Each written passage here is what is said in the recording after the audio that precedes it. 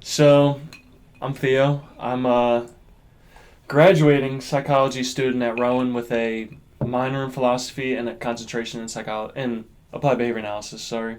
Mm-hmm. I am an autism therapist with kids ages 3 to 16. I'm super into philosophy. I work out. This has been my friend for the best part of 15 years or so. Yeah, and growing up to know you, you weren't always interested in it, but you always grew up in the environment because your mom works in the field as well. Yeah. Loosely, because she's in the school field, so it's like people like that. What's the correct term for this? Is this somebody that's special or Autistic. autistic? But you get special needs, yeah. So my mom was actually, she was a sort of a paraprofessional in a classroom in Fisher for I think that was her first job in Ewing, Gotcha. being a paraprofessional. That's a cool job. Yeah, so she had a class with maybe 10 or 11 autistic kids. That's Different. a lot of work. Yeah, but she wasn't the head of the classroom. She was like an aide, a para, they call them. In the Gotcha. school, it's a paraprofessional. Now, is that something you want to lean towards yourself or no? Because you've already had experience in the field, but it's one-on-one. Yeah, well, a paraprofessional, they do not make that much money. It's kind of like a base entry job, and I'd be regressing if I was a para. Gotcha. If I became a paraprofessional. Now, you and I talked a ton. This is a hard field. I mean, a lot of people think it's like, oh, it's such like a wholesome job, which it is, 100%. But there's a lot of like hard work, a lot of stressful moments that people don't talk about. One of the things we talked about before is the burnout ratio of certain jobs, especially entry level jobs.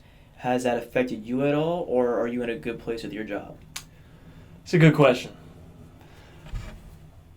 I think, just to get right to the point, I think it never will affect me because I'm so fascinated with human behavior and autistic behavior Mm-hmm. that I don't think I'll ever get I'll never burn out because there's so many populations to work with. There's so many different behaviors to work with. I'm really just getting started. I'm 2 years into the field.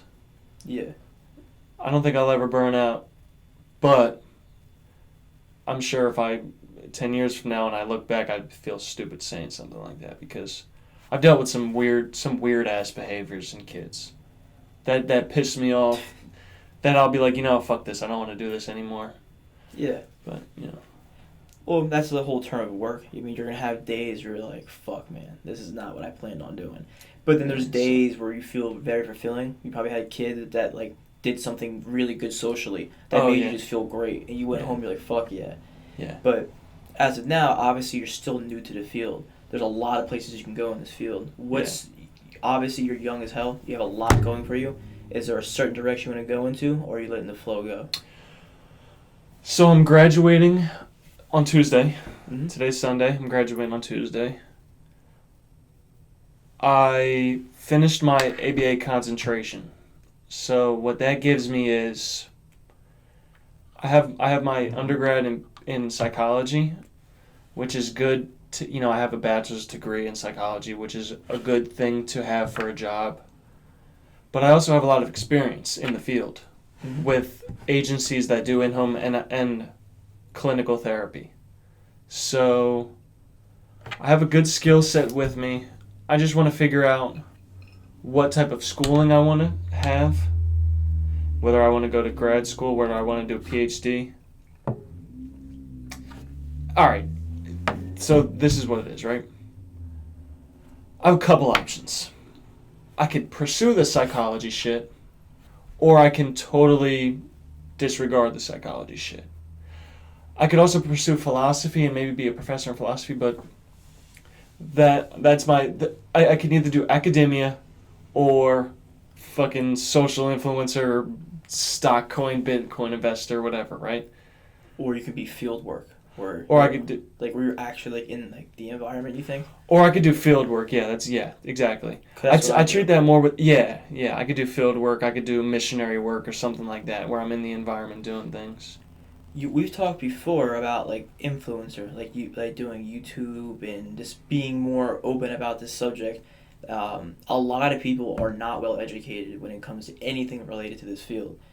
Psychology. Psychology, Yeah. ABA, like to be like really specific. Is that something you want to start promoting? Obviously, you're gonna do other shit with it, but Yeah. are you gonna one day start your own channel or start posting stuff like on Instagram or anything? Yeah.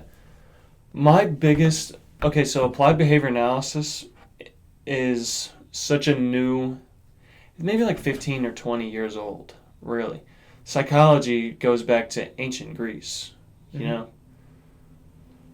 And focusing on thoughts and feelings has probably gone back further than that. But you know, ABA is such a new field and it's so promising and it's growing and a lot of people don't know about it, so I would love to be on the forefront of that. And I can be on the forefront of that in academia or in the field or doing research or teaching it.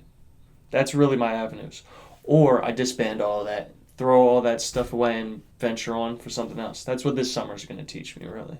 That's a good point. I think you'd be a good teacher because listening to you have conversations with people one on one about the subject, obviously you're interested and it takes up a lot of your life. So when you talk to new people, you explain what you do, but you're good at explaining it. So maybe a teaching route will be decent for you. I mean, Yeah. obviously you can balance multiple things, like be a jack of all trades. You can post on social media, teach things. If you want to go to the field, you can go to the field. So you can move around a lot. Yeah. I it's really one thing I have to focus on right now. Do I want to be financially well? Do I want to be emotionally well and comfortable?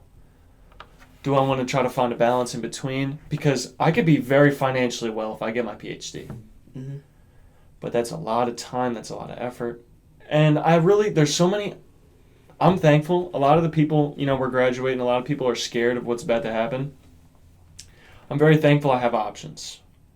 True.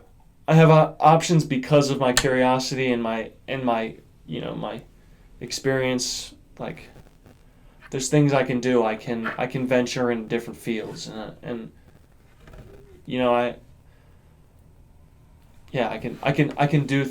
have ideas and shit where a lot of people have no idea what they're about to do when they graduate. Yeah. I think you could be a really good pioneer for this field. And Yeah, I would love to. start something that hasn't really been developed before in that field, and you'll definitely encounter a lot of hiccups because you're doing something brand new. Yeah, But with that comes a lot of money and a lot of satisfaction emotionally because you're doing something that's other people are going to look at and want to do. yeah. The biggest thing for me right now, honestly, and I really don't talk about this shit, or haven't really expressed it. I've talked about it before, but I haven't expressed it correctly. I feel like right now, because I'm 21, I don't look like a professional. Like, I'm 21 years old, I got tattoos, I got, a nose piercing. Like, I feel like people in the field so far, off aesthetics, deem me a certain way, but once they talk to me, I feel like once they talk to me and find out what I have to say, they respect my knowledge, but I need to get better with my vocabulary. I need to get better with the way I hold myself because a lot of the field is credibility, right? And you gotta be, people have to look at you. You're coming in to provide treatment for my son who's autistic and 3 years old. You gotta look like you're worth it, you know what I mean? You gotta look like you're smart and you know what you're doing. And I think I do, but that's something I struggle with, is coming to terms with how other people view me in the field. It's really hard finding identity that way. Yeah. Like I call it the corporate America effect, where you have to act a certain way, perform a certain way to get to a place you want to be. Yeah. Yours is very personal because you're with families, but I think you having tattoos, like a nose piercing, stuff like that, if you have a family who is open to that stuff, they may be more welcoming to you because that may be more normal for the child to see. Yeah, and I think that's especially with the male population. I've only worked with one female client, and I've worked with 20 to 30 male clients. The only female client I've ever worked with was in the research lab. I have no experience with female clients. I feel like the field wants male clients because a male can connect to another, like a younger male, better in the field. But I always think it's like, oh, maybe they're like, I'm just some dude, like I couldn't handle like a 3-year-old girl, like, I don't know, it's different in the field. And it's also hard to talk about because you're talking about kids, and to Leon's people, when you talk about kids, they're like, oh, he's... Yeah, I get it. It's a weird topic, but Well, how do the kids view you? Because I know you've been with some clients who connect to you emotionally. Yeah. Because you hang out with the kid for a few hours a day. You basically become a friend. Yeah. Now, is it like a father role, or is it big brother role, or is it like they look at you like, oh, this is my friend Theo, and he comes by? I think it's therapist role. So They know understand. they know I'm the therapist, yeah. Gotcha. Now there was But it feels like an older brother. It feels like a father. Those things, they definitely feel like that. Maybe not so much father, more of like a guiding, like a therapist. It's like I'm helping them. I know you may not be able to name the client because of HIPAA laws, Yeah. but there was the one client that you were hanging out with over the summer, and you were in the pool, like at the camp and stuff with all the other people. Oh, a couple years ago. Yeah. Yeah. And that was harder for you because it was new. That was my first ever client. Yeah. So it held a special place because like, oh, this is what I'm gonna be doing. This is cool. Yeah. Now that you're been doing this for a few years, had different clients, is it easier to put like the mental thing aside, like, oh, this is over, because you're with them and you're basically like affecting somebody's childhood in a positive way for the rest of their lives. Like you're setting them up for success. Yeah. So it's probably like, for me personally, like I was definitely like, damn, like I hope they're okay. Yeah, I definitely think, especially him, like I'll think about him every once in a while, but honestly, it's not even that I have to keep a mental block, it's just like the fact that, I don't know, like, I did my job. It's more of a, did I do a good job? Because most of the times, you could have always done, actually all the time, you could have done a better job with a kid. Mm-hmm. You could have tried harder, you could have... It really used maximum effort. Sometimes I catch myself slacking at work a little bit, like, okay, I did this goal. We set this goal today. That's it. I'm gonna take it at that. I could keep going. Like, there's always those days. So my biggest challenge in the emotional aspect with clients is like, I didn't do the best I could have today, and he's not gonna be functioning well in society because I didn't do a good job. Like, that's the type of shit I'll think about. Like, it's my job to get him to speak in this way or behave in a certain way, and I failed.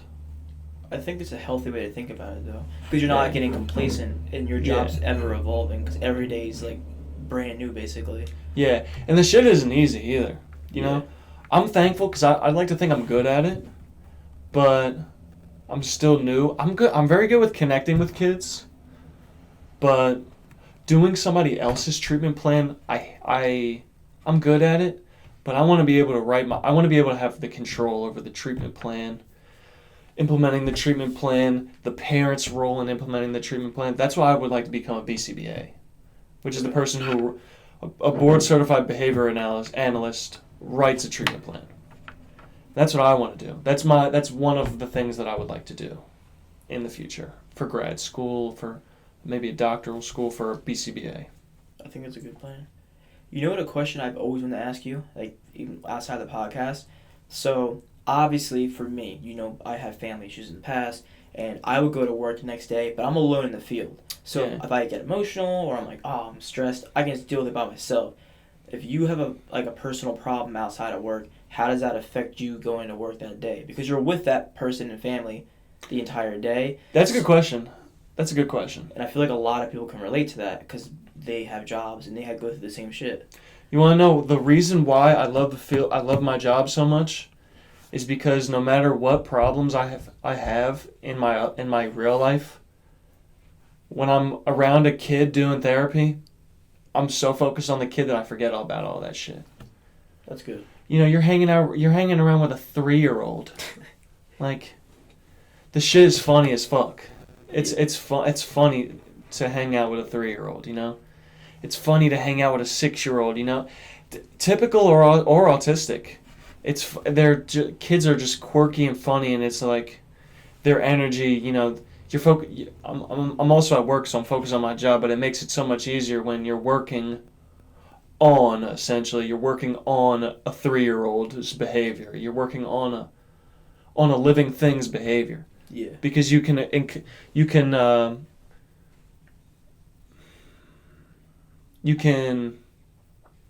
not relate to it more, but like it's fully encompassing, like the feeling of like being around a kid. For me, at least, it's like it's entertaining as fuck, and I'm learning. Sorry, I'm cursing. Yeah, you can curse. I do all the time. I'm learning from every kid I work with. Every single session I have, I learn from the kid.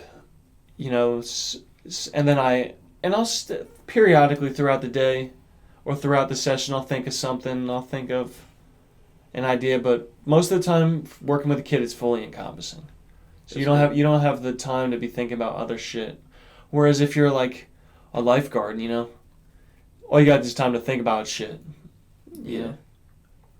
No, working in the field like you, like you're saying. See, that's good too here, because like that one, it's like almost like a meditation, like an escape in a way. Yeah. But I'm glad you think of it that way rather than, man, I have to go to work and deal with this. Sometimes I do. Okay. Very rarely I'm like, I don't want to go to work today. But that's everybody with every job. You want to stay home and you read a book or fucking watch a movie or, you know, indulge and go to the gym. Like, the work messes up my gym flow sometimes. That's one thing. You've always been athletic growing up. You and I played soccer growing up and all that, and you were on the lacrosse team at one point. But you've been doing it for what, 8 months, working out heavy? About 8 months. Yeah, and you start off calisthenics because we used to go on the canal and do pull-ups, and then when gyms opened back up, you started working out. Now, you're about an hour away from me, so we talk often about the gym, but how's that treating you and how you developed? Because I haven't caught up with you in a while. I've definitely, my form has gotten better my form is progressive on every lift. I like the way my body looks right now.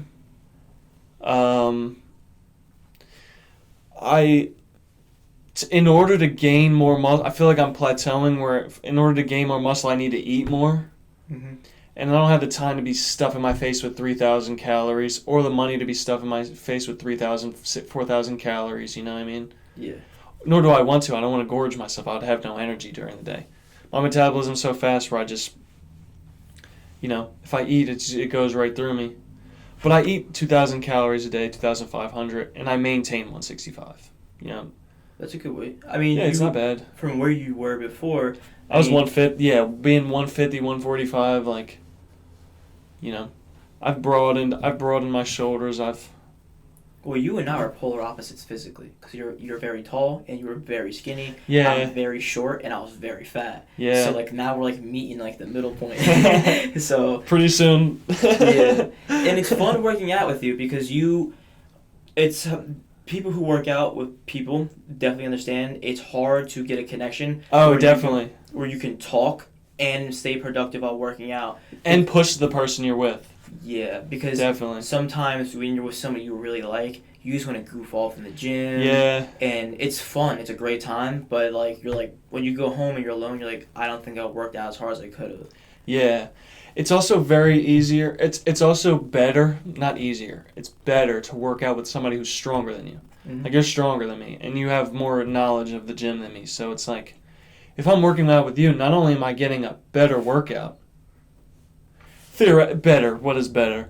But I'm getting a more refined workout that's different than my regular, similar but different than my regular routine. And I'm also going harder because I'm using similar weight. I'm going up in weight, and lost my train of thought. No, you were describing your workouts about people being stronger than you and how that's important.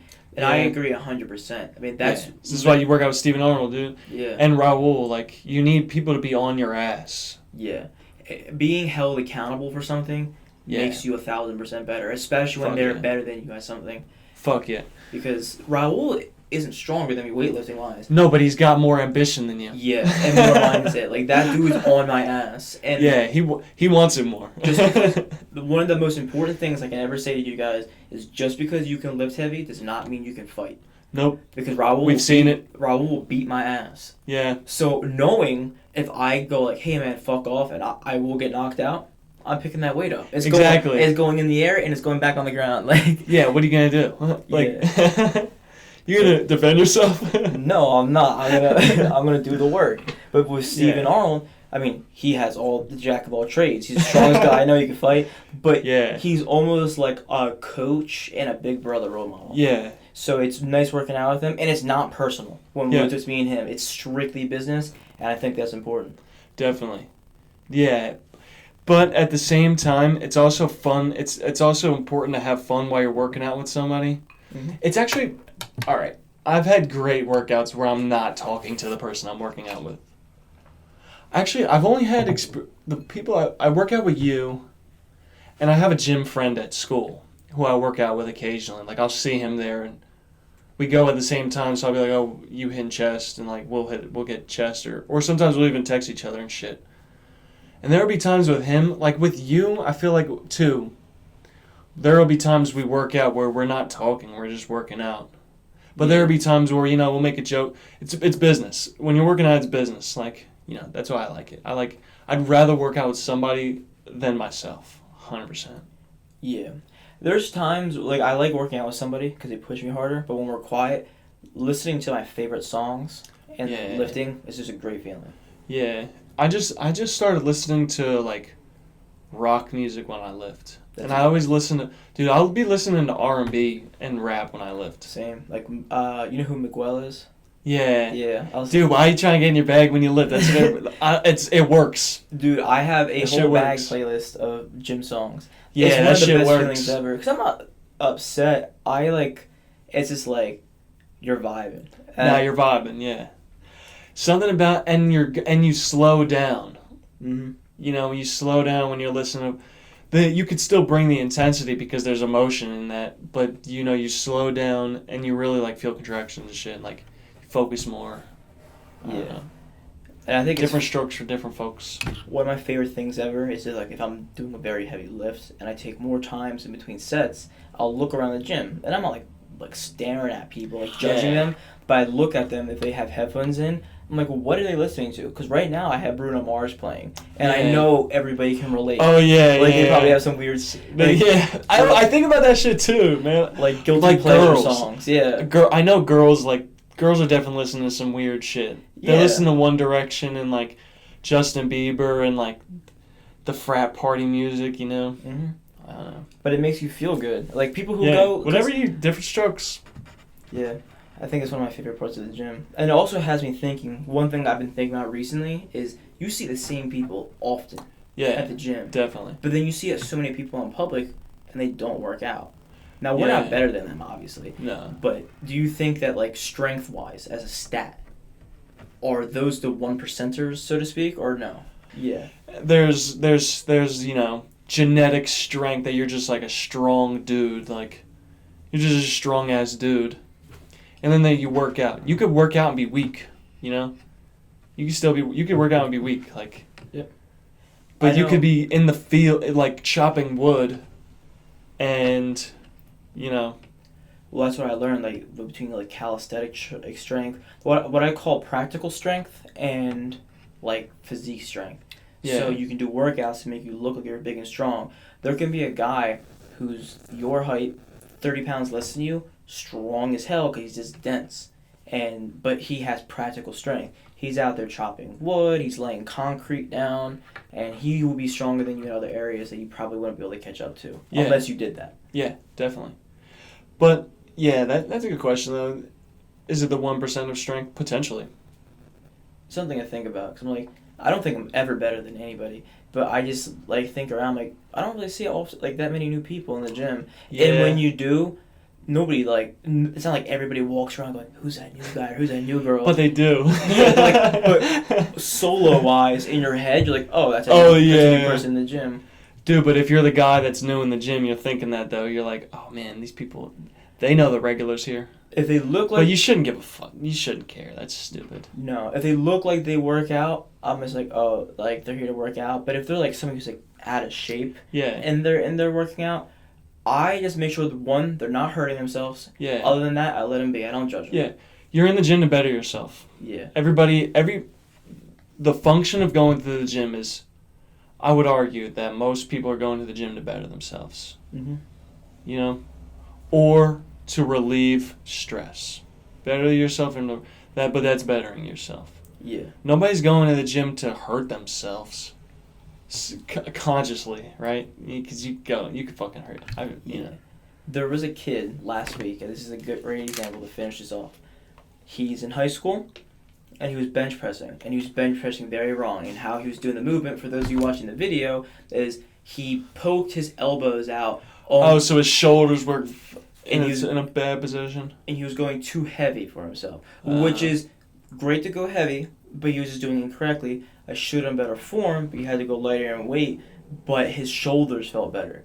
And he's a very tall person, and when you're tall, it's hard to get a decent bench press. Yeah. So I was helping him out, and now he comes up to me, and he's cool with me. Because you have to come across people in a way where they know they're not going to be judged in a negative way.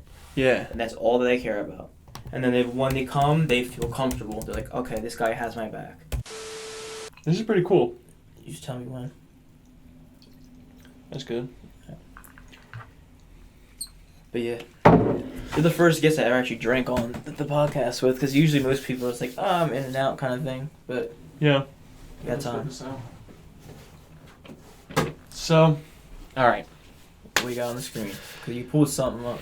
So,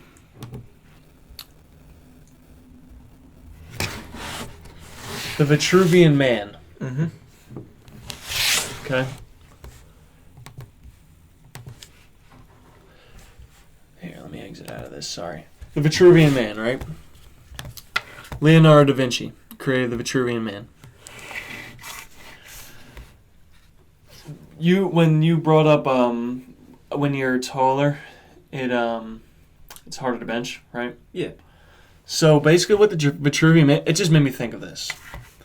What the Vitruvian Man is a drawing of a man, right? An anatomically correct male. But the reason it's in a square and a circle was because Leonardo da Vinci used this model to show what squaring a circle means in terms of finding pi.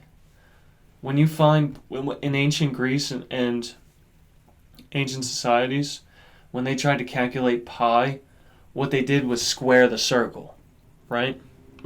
Now, real quick, are we going by degrees? Like a circle's 360 degrees? Or are we squaring that or the physical shape? The shape. Okay. You're squaring I think I'm not the guy, but I'm not the guy to answer too much. I don't know too much, but basically he made this to show the anatomically correct positions of a male standing straight with his hands perpendicular to the ground in a T formation. That'll always equal a perfect square, right? Those lengths. All right, I understand. And when a male, an anatomically correct, perfect male, let's say, when they hold the pose in the X formation outside of the straight armed formation and the straight leg formation, the same circumference of that circle, the square of the T pose fits into that. Does that make sense? Mm-hmm. You can see it right here. The square fits into the pose. So I just learned something new. Obviously, that the drawing's super famous. Yeah. But why is that important, though? It's just interesting. So basically, at the time, it's just cool shit, you know. I agree. So I'm assuming when he did this was a groundbreaking kind of thing. Yeah, it was very, you know, it's the first time like an artist really used mathematics and showed it in a way of mathematics. Like Leonardo da Vinci was a, you know, crazy motherfucker, like extraordinary artist and mind. I always wonder when people like in history, people like this, what's it like to have a brain like that? You know what? That's an interesting question because I think everybody has a brain like that. Is it this access points, or is it working to get to that level? I think every organism on this earth, every human organism on this earth, has a unique neurological way of behaving. I don't even want to actually fuck neurological behavior because I have a problem with the biological lens of viewing behavior. But the behavioral lens, everybody's just been conditioned on a blank slate, basically, to behave a certain way. But everybody's still a human and has capacities for things. It's just exercising that in the way that works for your organism is where it's going to show. Maybe they had a pattern-seeking repertoire that was stronger than others and found art. You know what I mean? So what makes somebody like Elon Musk different from me? Because that guy is way smarter than me, and not just in one field though. It's like an overall basis. Like if you took like a circular stat sheet of like what a human can do, he's way more expanded than I am. So, and let me ask you this question. What is the definition? Is the definition of smarter that graph you pose? You know what I mean? Not the graph I pose. What makes the definition of smarter is me knowing what I know and then comparing it to what he knows and then seeing that... At an overall level? Yeah, as an overall level that he can explain things and know things way further than I can. You think he's stronger than you? Physically, no. You think he knows more about the gym than you? I think he could know more than the gym with me in a very short amount of time. If he applied it. Okay, but that's the thing. That's a good distinction. Because that adds to what his smart is. You know, that proves the argument for his smart. Mm-hmm. It's his ability to acquire a skill faster than you. One thing people don't know about me is I'm very into astrophysics, and people say, oh, like astrology, like zodiac signs. I don't really care about that kind of stuff, but I care about the actual math and what's out there in space. Okay. Like, you know how people make fun of, like, the free thinker thing? Like, oh, like, what if there's aliens? Let me ask you a question. Do you think Elon Musk is smarter than you? Yes. Why? Because he can explain things that I don't know to a higher degree level. He can create things that I couldn't begin to create and I couldn't explain, almost to a form of magic. Like, if you know what a Tesla is. Yeah. It's an electric-powered car. Okay. But if you sat me in a room with all the supplies in the world, I would not be able to create that in the amount of time that he did. So, would you agree with this definition? You know what?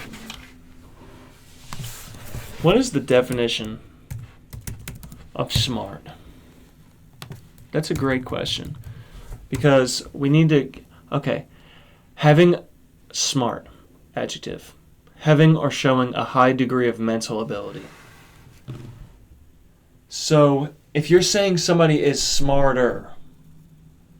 their mental ability is better than yours, or it's more utilized and it's stronger than yours, right? So would you say that his is in that context more than yours? Yes. Now, but you don't know him. You know what he's accomplished. Yeah. You don't know how he thinks either. No, but I've gotten the privilege to listen to a long-form conversation. And don't get me wrong, this motherfucker is genius. Yeah, and I understand what you're saying, though. You make a good point. Is when he was on the Joe Rogan podcast, he was on there 3 times so far. When he was asked by Joe Rogan, like, what do you think about how does your brain work? And he basically just summarized the ideas in his head are a bunch of explosions going off, and he can never stop it. And then Joe Rogan asked again, like, what's it like to be you? And he goes, you wouldn't want to be me. And that resonated because I'm like, what is it like to be him? Because everybody feels sad, everybody feels depressed, but like he's thinking of shit that we would probably never think about. But you think about shit nobody else would think about. Yes, until you really get to talk to people. When you have the chance to talk to somebody for like a podcast for a long time, you realize that people aren't that much different from you. Yeah, so why are you juxtaposing him against you? Because he's way more unique in certain fields than I am. So okay. That's really what makes him different from me in the long term. Is that you don't think you could be? Maybe, but not in the time. He's way more productive. How old is he? Late 40s? Actually, it's a great question. I'll look that up as you talk. I just gotta keep this open. You gotta have a Jamie, you know? Yeah. Get Noah to be your Jamie. He's 49, so I was about to say 48. Okay, let me ask you a question. How old are you? 22. Okay. Would you agree that the age component of him would make it hard to juxtapose him versus you? And juxtapose means just put against, like versus. So I juxtapose. Yeah, you could. Yeah, but there's so many things that are different, and that's what makes everybody unique. Is that your circumstances, how you're brought up, and how you're doing things is different. I don't see myself different than any other person. The only thing I have better or advantage for versus anybody in the world is I'm consistent. Okay. That's what I told you. Is that a form of intelligence? Yes. Consistency? Yes. Like discipline. I would agree. And consistency is a form of intelligence. I think, I'm posing this, everybody has a unique form of intelligence. When you take that, right, the unique form of intelligence that everybody has, you take a society that everybody lives in, right? Let's say out of the five forms of intelligence you could possibly have, just making for numbers' sake. Mm-hmm. Out of the five, everybody's got a different intelligence, but of five, right? Let's say it's creativity, fucking making money, and being attractive, right? Whatever. The society you live in favors creativity, being attractive, and money, right? So those creative outlets or that skill set you have or that knowledge you have automatically works in that society. But what doesn't work is the other two that are over here, you know? Mm-hmm. Who's to say that this knowledge is more powerful than this knowledge when it's all a form of knowledge? If you look at a kid, okay, great example, right? This is a good thought experiment too. I've worked with a kid before. 2 kids I'm going to pose. I met one kid who he would ask you what your birthday was. You tell him the date, and he'd tell you the day of the week that birthday is on. And he can do that? Yeah. In the matter of seconds, right? You say your birthday. I told him my birthday, July 29th, 1999. He's like, Thursday. The hell? And I looked the shit up, and it was on Thursday. Another kid I've worked with was okay. Before I get into that, this kid, right? The kid I just mentioned, the guy who's good with birthdays. He has no social skills. He's practically nonverbal. He doesn't make any eye contact. You wouldn't expect he's smart, right? Mm-hmm. But why the fuck do you know how to do that shit, right? What is that? We can all agree that there's some intelligence there. You know, but it might not look like intelligent if you looked at it on everything else you measure. Remember the situation I gave with the knowledge in the society that fits it. Yeah. Am I rambling? No, you make a good point. You have me thinking because his intelligence is specified to a certain field. People relate that to the movie The Rain Man. Yeah. How he counts toothpicks. Exactly. So that's what everybody defaults to. Yeah. But I have a question for you. I'll bring context for everybody listening. Who we call Crazy Dave, which is a horrible name. Horrible. But he's not really crazy. He's just, I think he's misinterpreted it. But yeah, depending on who listens to that, will have a different opinion. Well, he's very easily he's interpretable because he stands outside, doing the Nazi pose. And that's not okay. That's not okay. That's not like something you should do. Yeah. But when I want to play like the opposite side from you. Yeah. How is he intelligent? I mean, you don't know enough about question. Him because you have to get to know him. Well, that's true. That's where I would start off with answering that. I don't know much about him, but I don't want to discount the fact that there could be because of his behaviors that he shows. See what I'm saying? Mm-hmm. There could be something. There could be a fucking gem in there, dude. Think about it. Think about it like this, right? Just thought experiment wise. Have you ever seen anybody do something like that? No. And the people what does that say about him? Does that say he's stupid? Or is that how we're reading it because of the society that we're in? And that sounds like we live in a society, but well, think about it. Well, we got rid of it. I mean, people who do that salute thing are... Yeah. We took care of them 70 years ago. Yeah, so we deemed them to be stupid. Yeah. But look at it like this. What if it's stupid to be status quo? Just thought experiment-wise. I obviously have my own opinions. Obviously, it's stupid to be fucking outside doing like this. You would say, obviously, you would call that some person like you would think less of them. You would put yourself higher than them on the stupid scale, on the smart scale. You know what I mean? Yeah. But I also think it's important that we have people like him, because when we view that and we understand what's right and wrong, it kind of gives us like a leveling out person. Definitely.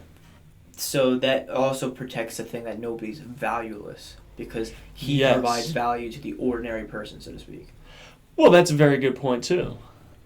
I'm very empathetic to people. Mm-hmm. I take everybody. Nobody's better than everybody. Every human being. And I would maybe not. I don't want to get into the other forms of life like fucking pigs and dogs and shit and like fish and birds and ants and flowers. I'm talking about humans. Every human is on the same playing field. Or is this the case? Because what if there's a natural order to things? What if we're in a simulation? What if we're in some sort of things where characteristics are favorable, therefore they're better. Therefore they're more on a hierarchy. Like maybe in theory there is the best person. You know what I mean? Yeah. But it's subjective. It's a stupid argument. Everything it's all subjective. But that's something I just don't know enough about the answer. Oh yeah. You know what's something you're probably the best person I could talk to about? Do you believe that humans, because internet, literally everything, I don't have to go over it. Do you think that there's a hive mind? A hive mentality? Yeah. Horde wait, what is it? I think it's like a hold on. So to speak, I'll ask the question, do you think what we're doing here reaches, because I have people and subscribers who are in the Middle East, who are in Asia, who are in South America, and they're reaching them, and they understand English, they know what I'm saying. Dude, okay, go ahead. So my influence is reaching them in a certain way. Now, do you think that that's going to relate to somebody else, so to speak?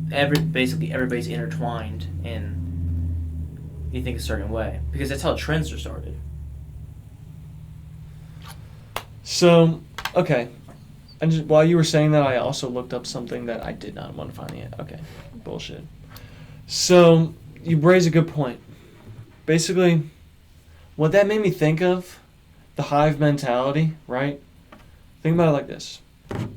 There's a book called The Sixth Extinction, where it goes over all the epochs of extinctions and all the periods of extinctions, 6 of them to be exact, hence the book.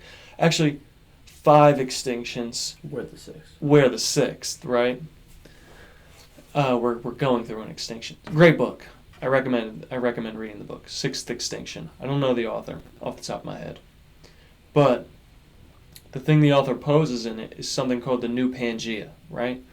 Where everybody is interconnected in today's society by social media, travel, commerce, trade. All the continents are connected.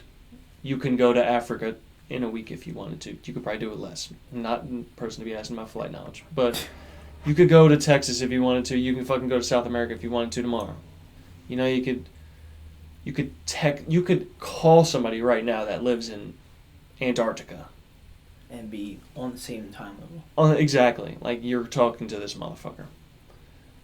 The point being is, of course, we live in a hive mentality. Like, that's just the broad sense of it. But everybody's interconnected, and everybody has the same conditioning on a base level. I feel like, because in a society, because you know right or wrong from the general public, you live in a society. You're conditioned by that society, obviously. You know, so me and you. We're more alike than me and some other person just because of the society we've been conditioned in. It's also potentially, but like theoretically, I'm speaking. Cultures and traditions have a big effect on it. Like we're participants in certain cultures that we belong to. Like you're Greek, but you're also Italian, so we take part in certain traditions. Yeah. But you also celebrate Orthodox Easter and Christmas because of your Greek side. So Yeah. You know what's interesting to think about too? Think about this. If you're human nature probably acts as a hive mentality in a way too, because there's driving factors for everything. There's like, everybody probably behaves similarly because of human nature. Mm-hmm. It's a good way. Sorry, I know you went on the ethnic topic. No, but the one thing I wanted to bring up is human nature and things like that. Do you think a common enemy could fix most of the problems because of how we were raised? A common enemy? Think about it. What do you mean? I'm using World War II, which I'm not educated enough to be talking about. Okay. I thought you meant common enemy interpersonally, like you and this motherfucker hate each other and you see each other at the gym. No, I'm talking about hive mentality. Oh, aliens? Yeah, if an alien came down. COVID? Well, COVID was a bad example because now we are used to going, at first everybody let's work together and beat this thing, and then once we realized we couldn't beat it right away and shit was hitting the fan, everybody was just like, okay, I'm worried about my family, then we'll worry about other shit. And that's when things got really bad. We had social issues, economic issues, and things are going downhill. I'm talking, we still have that going on now. Nothing's changing really. But if an alien ship came down, us in China aren't going to go, I'm not giving you steel this month. We're getting our guns. We're like, what's up? We're fuck these aliens. Yeah, we're causing a problem. Yeah, I think a common enemy. Yeah, but then I think a common enemy is great. Yeah, fucking the whole book 1984 is about that. It's about the fucking the society or the new America or I don't know what they call it in 1984, but they basically have war with Oceania. So it's just and they're like, it's a fake war, right? And they're like, the people are like, yeah, we won the war. Let's all be happy about our situations right now, even though we're living in a totalitarian society. Let's all still be happy about this shit because we won the war. We're American or we're Oceania. Shit like that. I don't know. Tangent. Yeah, that's an excellent book. Great book. Yeah, that's definitely one of the top 5s. Some great books out there, man. Some great dystopian novels out there. This is really changing the subject, but you have a roommate named Motown. Yeah. Great guy. Stand-up guy. So stand-up dude. You guys did something that I thought was really cool. I think about this fairly often because I don't have a friend like this. So you guys basically have a book club. But you don't read the same books. You read what you're interested in, but you talk about it. Yeah. I wish I had a friend like that. Now, me and you could do that, but we don't live together, so it's not really the same. Yeah. First off, shout out Motown. Yeah. It's my fucking guy. This is my boy. That's my roommate, too. But, dude, Motown's probably the only person I do it with, though. I mean, we have the capacity to do it. We do it amongst other things. I'm sure we've talked about a book. But, we talk about podcasts and shit, right? That's another form of acquiring knowledge that... But, yeah, me and Motown were reading... What were we just reading? Brave New World by Aldous Huxley. Mm-hmm. And we were talking about this shit. That's my biggest thing recently has been surround yourself with people that you want, that will benefit. Just literally the opposite of if you start to hang around shit. If you hang around shit, you start to stink, right? Yeah. If you hang around good people, or if you hang around smart people, you start to get smart. What you say on Instagram today? What was that? It's last name's Munger. He's a famous investor, but he has a famous quote saying, "Show me who your friends are." Yeah. And I'll show you. Did I send you that shit, right? I sent you that shit. But it's 100% correct. Who you... Dude, and there was a reason I sent you that shit because... I already knew 100%. We didn't have to talk, but at this point... That's what I know, dude. That's why I sent it to you. Press. Of course. But it's 100% the truth, though. It's a great, Yeah, I forgot I sent you that shit. Yeah. There's a TikTok. It's so corny, dude. It's of Elon crying, but it's the knowing you have to separate yourself from people in order to be successful. Yeah. It's just the way it's how life goes. It's everybody. But the thing is, too, you don't have to if your definition if your circle's good, but if your definition of together is the opposite of separate, right? You don't have to separate yourself if your definition of together is separated for long periods of time. You know what I mean? Like, I don't have to see... Like, if you just know that you're good with somebody, and you guys both are doing things that are, like, you know, benefiting yourselves, there's no reason to assume that you're not still connected with this person, you know? Yeah. But it becomes a problem when this person always wants to go to the bar on the weekend, which is... I'm not saying anybody. I'm not talking about anybody. I'm just talking about, like, somebody that doesn't want to do anything, unless you're going to the bar and having, like, a fucking great civil conversation about some shit that matters, you know? But if you're going to get, if you just have a friend that's just trying to get drunk and trying to just, like, kill time and, like, he's like, oh, man, life, you know, we only live once, so let's just have fun right now. That shit is stupid. Because you have to be successful. You have to make money in this world. And you have to find a passion and do something with that. Because if you don't, you're just living on the outskirts of society, and you're not doing anything for yourself. It's like we're living in a fucking video game, you know what I mean? Like, yeah. At the same time, have fun, but life isn't living a hedonistic lifestyle, which is just focusing solely on pleasure, is not the way to live, according to the Buddhists, right? And in Hindu religion, like, you know, I'm just taking... Well, they say, like, being at the top is lonely, and it's true, Yeah.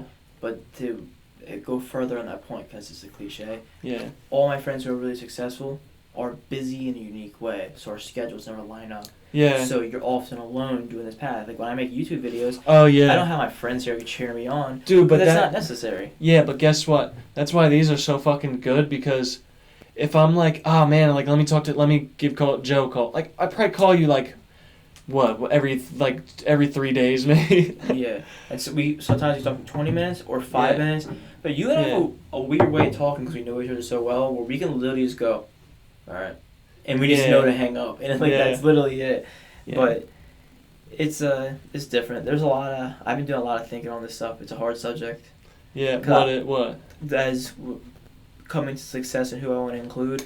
My biggest thing is I don't really want anything with my money. If I become rich, I want to give it to people I like. Yeah. But if I cut people off to be successful, I have nobody to give my money to. The best advice I can give you, because this is how I've been thinking about it, focus on yourself and the people that are still around that you don't have to put into effort into, enough that you're uncomfortable with. You know, obviously you put in effort when you enjoy somebody's company. You're like trying to call it. If it's effortless and you're comfortable with it, and they're still around while you're being successful, like going with the flow, you know? Mm-hmm. Just like whatever happens, but don't be like, because it's different with friends. You can't be strategic. You just that's stupid to say, that's black and white. You obviously have to be strategic, but like,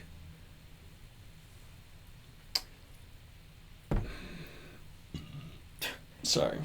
I follow you. If you have a friend you've been lifelong friends, right? This is like your fucking magnum opus. This is your day one, like, but then your day one starts to say like, oh, you know, let's just go out. Let's go out and get fucked up tonight. Like, come on, man, fuck your job tomorrow. Just call out, right? And maybe you do at that time, right? Whatever. The second time, he's like, man, just don't go to work tomorrow. And then you're like, nah, man, I have to go to work. And then he's like, man, that's kind of some pussy shit. Like, why are you working for corporate America? Like, let's say he just said some shit like that. Then you have to know, like, okay, don't need to be hanging out with this person anymore. If they feel some type of way about that, then they're gone forever. You know, then they're gone until they want to come back. Because that's a reasonable reason not to want to be around somebody. Yeah. You know? And I got your point, though. The people who are worth it will be there no matter what. Yeah. Sorry, I went on a tangent. No, but I wanted you to explain your thought because you were going to a good place. So I just wanted you to get, like, the full thought out. Yeah, I was squeezing that shit out. So,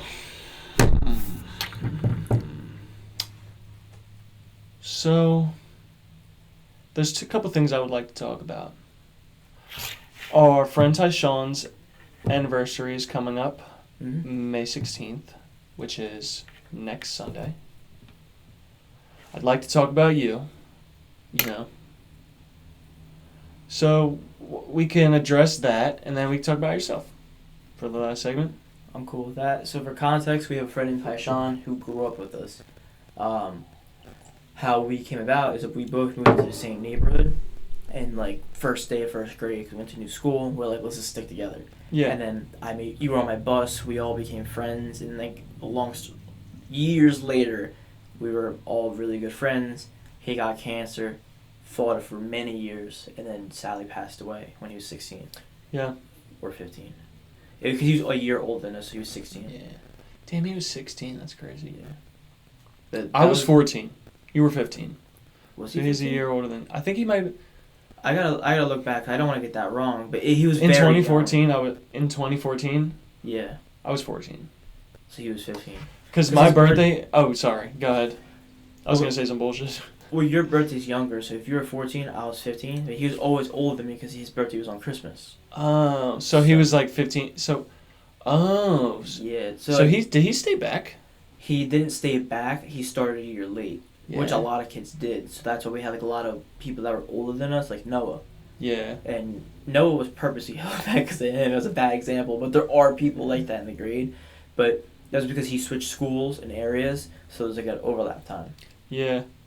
Noah was fucking Noah. Yeah, we do. We had some cool people growing up. Like, I definitely cherish every one of the people that we grew up with. Yeah. Anybody from Ty Williams, Khalil to like, you know, everybody. Like they're all. It all made us who we are today. Our friend group's diversity was cool because we Yeah. were cool with everybody. Today I talked to Ben Cooker about it, and he's like, the one reason I like you is because like when I was like fat and nerdy, you never treated me different. Oh yeah. But I'm just who I am around everybody. I can't be weird or different around you because Yeah. people will immediately notice like, why are you acting like that? That's why Sean Lynn was like, yo, when I hung out with Sean Lynn, he was like, yo, I fuck with you because everybody bullied me in high school, but you always were like cool with me. All your friends bullied me, but you didn't. Yeah. Dude, nobody's fat shaming. If you're fat shaming somebody you're not cool with, that's fucked up. Yeah. Well, you're the one. Which is a great segue. You're the one that fat shamed me into losing weight. Yeah. Yeah. Let's talk about it. Let's talk about it. I mean, the story's been told in the podcast before, so the listeners know. I'll ask you some questions, right? So, I mean, we could just go with the flow with this. You're a very, how do I put this in a great analogy?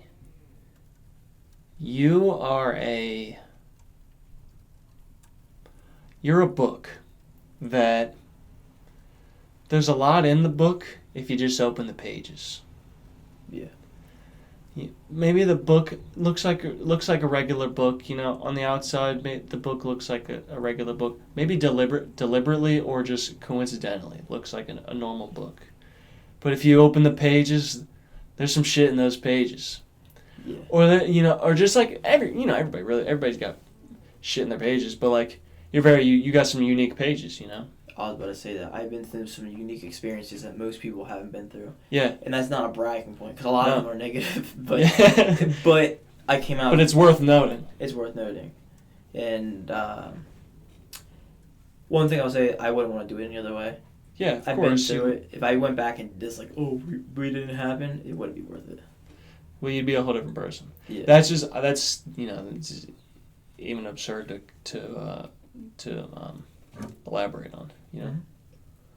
But yeah, I definitely was fat shaming you at a young age because you deserved it, and you were a fat motherfucker. And like, no, whatever. I'm not even gonna preface it. That's how you and I talk, though. Yeah. For me and you, that's But, normal. You know, you were chunky. Like you needed to lose some weight. Like, and it was. But the thing was, I feel like it's easy when you're that weight because you're the funny guy. Mm-hmm. And it's like, oh yeah, look at me. Like it's very comfortable. Yeah. It's like I don't have to worry about my body because I'm already here. Like I'm fucking. Everybody knows me as the fat guy. Like I take my shirt off at the party. Like being the fat guy, there's hella confidence in it overtly, And then when you get home, who's laughing, right? The walls are laughing at you. Yeah, and you were the only friend that really do it to me. So once you Yeah. did it and I realized it, I was like, oh, it's like I gotta lose weight. And I Yeah. lost the weight. But, dude, if you're 21 bullying somebody, people don't take it, they don't take it good. No. Like, you can't, like, I've given some people advice in the past who are my age and older. It's like it's like you're coming at somebody's personality when you try to give them advice. Well, the age we were at was a good age to do it because at that point, your friend group really raises you to be who you are. Like, you really notice who friend groups at that age, who they grew up to be. All of them are pretty damn similar. Yeah. Yeah. I think me and Nestor are pretty similar. I think me and you are pretty similar. Everybody in unique ways. Like, me and McGuire are pretty similar. Like, but then again, I meet people from everywhere, and I'm like, oh, me and this person are kind of similar. Like, but the friends I meet outside of Ewing are the people that remind me of my Ewing friends. Yeah. Everybody I met at Rowan would fit in with our friends from back home. Motown is a great example. Motown would fit in perfectly with.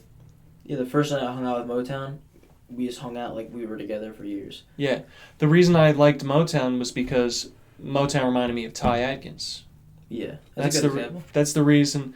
I swear, I've noticed this. That's why I gravitated towards Motown, like at parties and shit.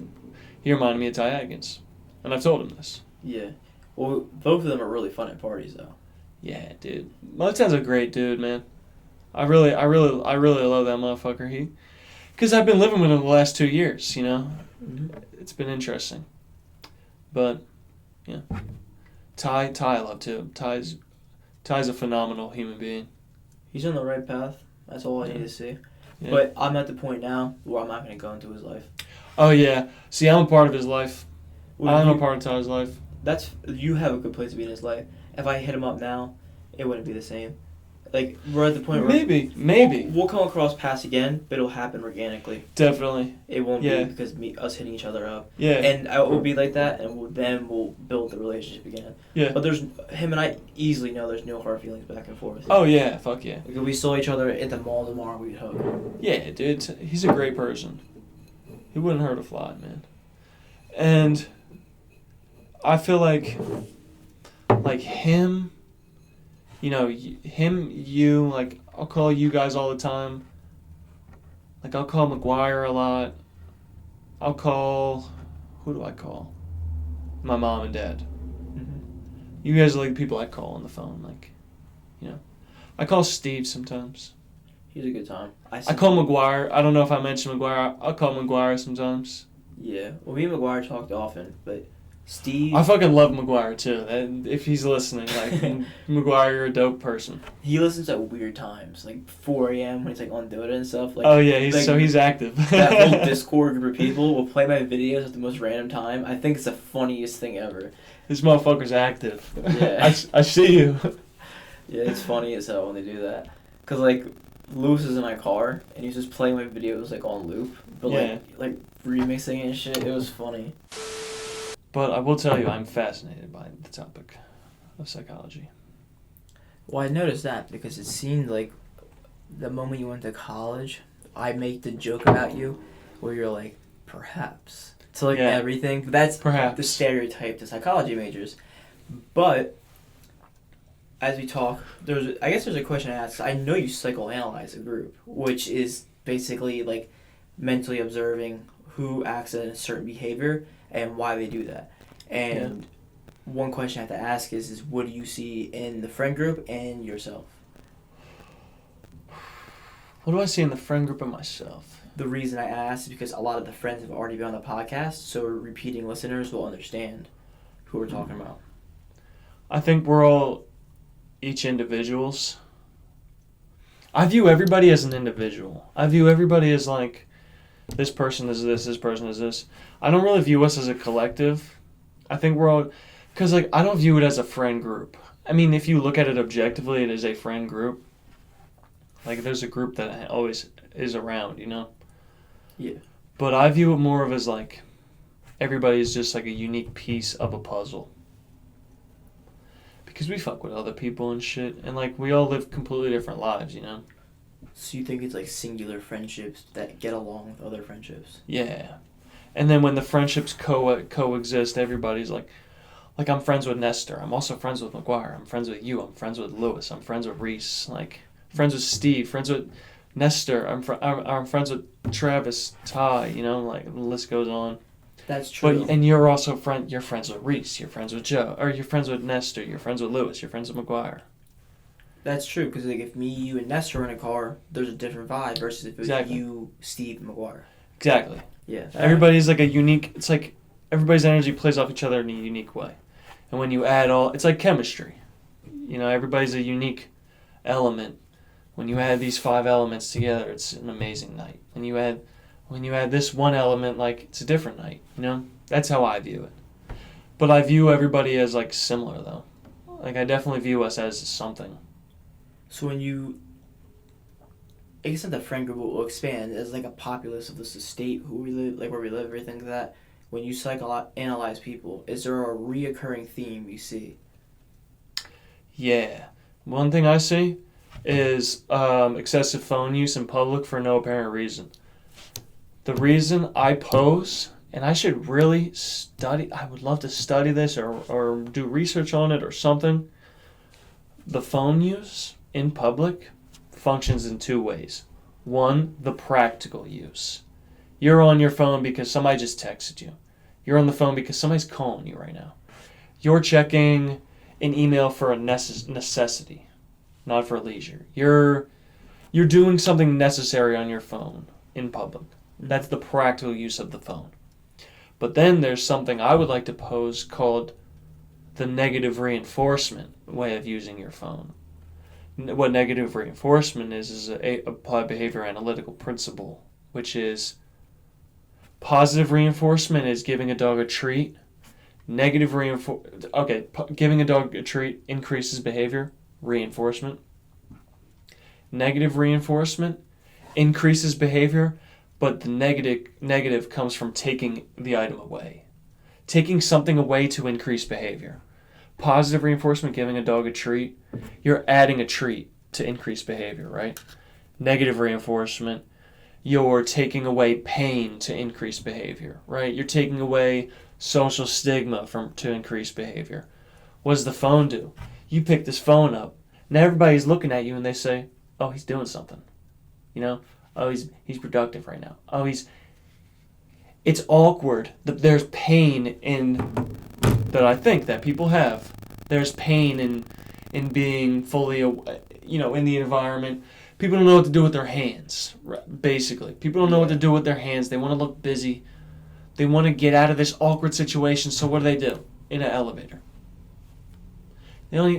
Some of these motherfuckers are probably looking at the black screen, you know?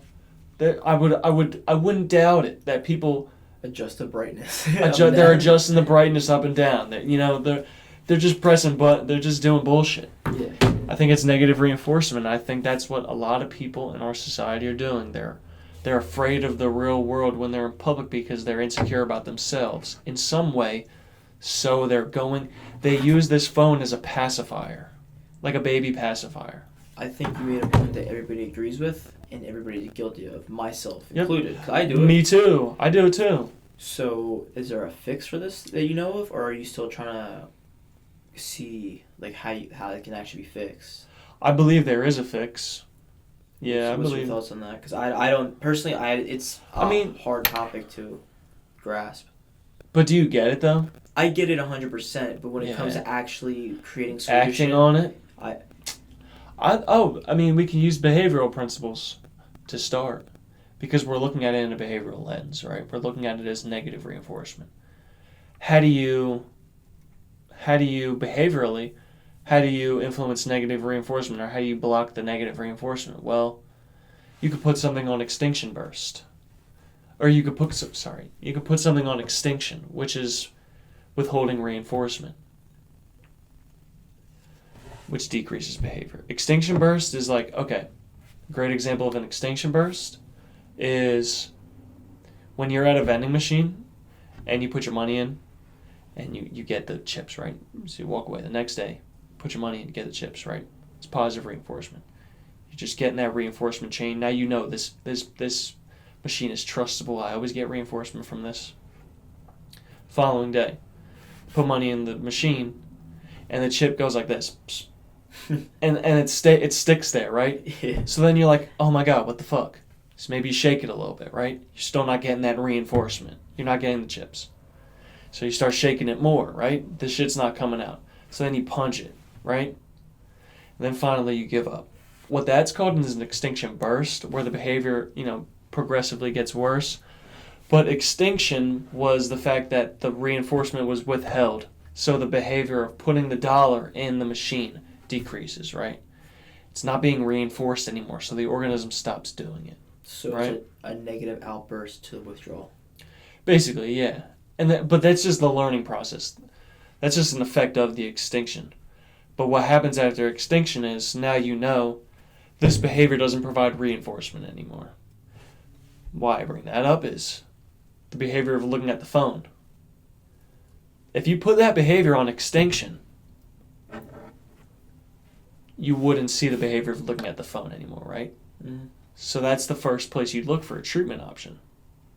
What you find out a way is it's called antecedent manipulation. And what antecedent manipulation is you're affecting the environment so the behavior doesn't have a chance to occur. What would be one way to do that? Don't bring your phone out. You won't look at your phone when you're in public if you don't have a phone, right? So that's a practical way of looking at it in a behavioral lens.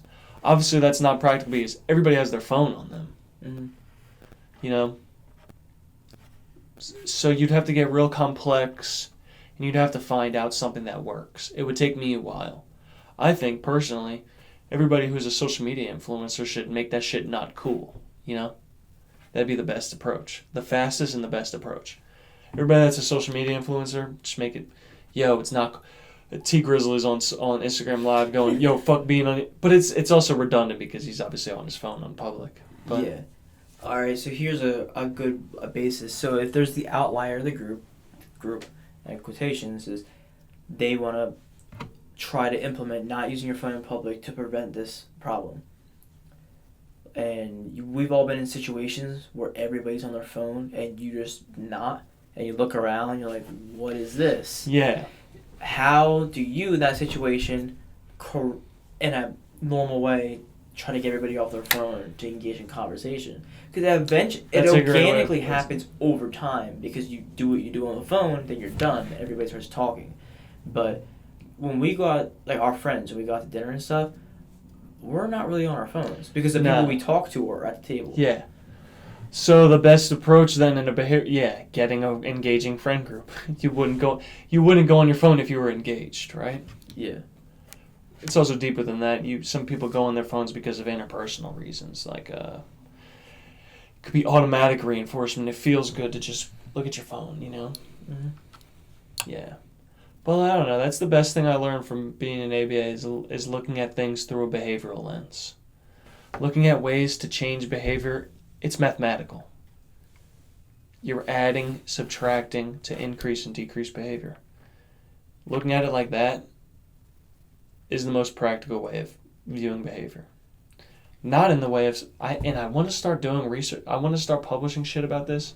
I have a big critique on the psychology community that I want to go fucking famous for, dude. I want to attack the whole psychology community. That's a hot take, though. You gotta understand. Hot take. When it comes to a field like scientists or anything like that, peer review is a big deal. When people hate you, people talk shit and it makes you discredited. Graham Hancock is a great example of that. He's on Joe Rogan all the time, and dude, I was watching one today, the 3-hour podcast I mentioned. Graham Hancock is getting ridiculed by a skeptic. Mm-hmm. Who just doesn't want to hear any of Graham Hancock's alternative theories. He proposed the lost civilization theory. But what is a skeptic? He's just a professional hater, right? Professional hater. Yeah. But there's a philosophy called skepticism. This motherfucker's also smart as shit. He's like got a PhD in philosophy. Yeah. Yeah, professional skeptic, dude. You're just a professional, like... A skeptic is like, I don't believe in anything. Everything is proven. Everything is false till it's proven thoroughly. Okay. So a skeptic is skeptical of religion, skeptical of things that don't fit in dogmas. Now, are they a debunker where they actually provide real facts and Yeah. or do they just go, no? Yeah, but they do both. They do both because, you're like, if people know you as a skeptic, if you start saying, okay, that makes sense. Oh, wait, this motherfucker's not a real skeptic. Yeah, he just agrees. He's just agreeing with why is he agreeing? Like, I didn't sign up for this shit. I signed up to listen to some dude disprove you, So is this skeptic actually affecting Graham Hancock's career? The dudes, you should watch it. I'll maybe we can link it in this or something. But the skeptic, they have a phone a friend on this. It's like a debate. Joe Rogan hosts this debate. It was like 4 years ago. It has like 7 million views on it. He hosted the debate. Is that the one where like Joe Rogan and Graham are like literally agreeing? Like, yes. What are you doing? Why are you getting so mad for it? Yes. I've seen that. Yeah. And the other guy, what's his name? He's a geologist or archaeologist. Oh, what's his name? That's why he stopped doing debates. Graham Hancock? No, Joe Rogan. Because of that episode. Dude, it was heated, man. I listened to the whole 3 hours of it. It's great. Yeah. When I used to live on Summit, that's when I watched it. I actually had the flu. Oh, yeah. And I was at home and I watched it. Imagine being mad when you're sick. Yeah, facts. I was like, what are you doing? But Graham Hancock has some very interesting points, and he wasn't doing any harm. He's got an interesting argument. Yeah.